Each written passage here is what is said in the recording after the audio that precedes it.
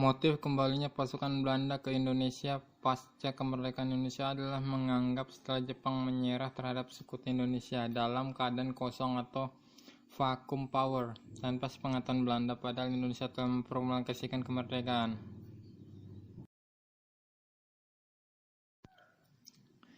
Pembahasan. Hindia Timur atau Indonesia telah lama dikenal sebagai daerah penghasil rempah-rempah seperti vanili, lada, dan cengkeh. Rempah-rempah ini digunakan untuk mengawetkan makanan, bumbu masakan, bahkan obat. Karena kegunaannya, rempah-rempah ini sangat laku di pasaran dan harganya pun mahal. Hal ini mendorong para pedagang Asia Barat datang dan memonopoli perdagangan rempah-rempah. Mereka membeli bahan-bahan ini dari para petani di Indonesia dan menjualnya kepada para pedagang Eropa. Secara umum, kedatangan bangsa Eropa ke Asia termasuk ke Indonesia dilandasi keinginan mereka untuk berdagang, menyalurkan jiwa penjajah, dan menyebarkan agama. Adapun sebab tujuan bangsa Eropa ke dunia timur adalah sebagai berikut. 1. Mencari kekayaan termasuk berdagang dalam kurung gold. 2. Mencari kemuliaan bangsa dalam kurung glory. 3. Menyebarkan agama dalam kurung gospel. Sejak abad ketiga, rempah-rempah memang bukan merupakan bahan dagang yang sangat menguntungkan. Hal ini mendorong orang-orang Eropa berusaha mencari harta kekayaan ini sekaligus menjelajahi samudra.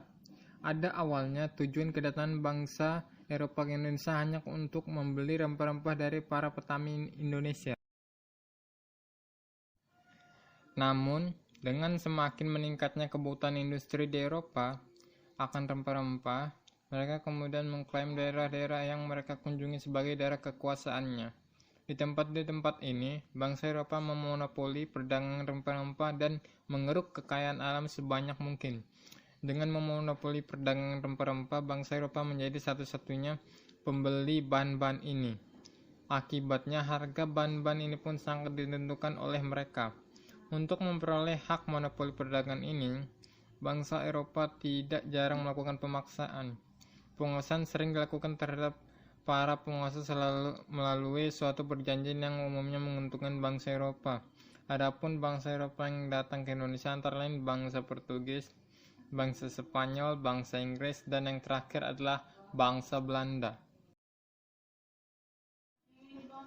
Lahirnya Fok.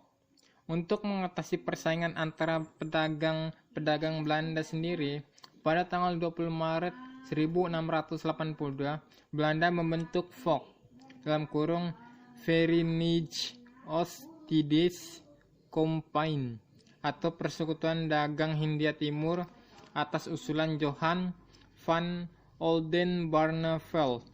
Tujuan pembentukan Fok tak lain adalah menghindari persaingan antara penguasa Belanda (intern) serta mampu menghadapi persaingan dengan bangsa lain terutama Spanyol dan Portugis sebagai musuhnya (extern).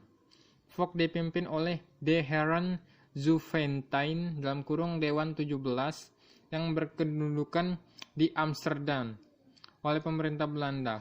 Fok diberi oktroi hak-hak istimewa, artinya dengan hak-hak tersebut berarti Fok memiliki kekuasaan seperti suatu negara.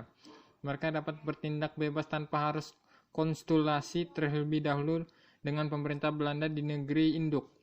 Hak-hak istimewa tersebut adalah sebagai berikut. Dianggap sebagai wakil pemerintah Belanda di Asia, memonopoli perdagangan, mencetak dan mengedarkan uang, mengadakan perjanjian, menaklukkan perang dengan negara lain, menjalankan kekuasaan kehakiman, pemungutan pajak, memiliki angkatan perang sendiri, mengadakan pemerintahan sendiri.